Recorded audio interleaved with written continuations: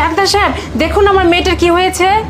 আচ্ছা শুনুন না, আপনার মেয়ের অনেক ক্রিটিক্যাল একটা সমস্যা দেখা দিয়েছে। হ্যাঁ, আমি চেক আপ করছি, বুঝতে পেরেছেন? আসো। হ্যাঁ, আরে আপনি কোথায় আসছেন? আপনি বাইরে গিয়ে বসুন। কেন? আমি আমার মেয়ের সাথে যাই। আপনাকে কেন আসতে হবে? আপনি একটা কাজ করুন, আপনি বাইরে গিয়ে ওয়েট করুন, আমি চেক আপ করছি। হ্যাঁ, আপনি যান তো, যান, আপনি বাইরে গিয়ে বসুন। আচ্ছা ঠিক আছে। হ্যাঁ হ্যাঁ, আমি চিকিৎসা করছি। হ্যাঁ, আপনি বাইরে বসুন।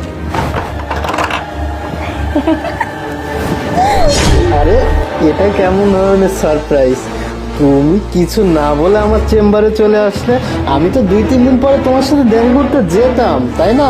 আর বলো না, শোনো না, ওই যে মায়ের জন্য না আমি বাসা থেকে বের হতেই পারি না, কোথাও আমার বের হতে দেয় না। এই জন্য এই প্ল্যানটা করে তোমার সাথে দেখা করার জন্য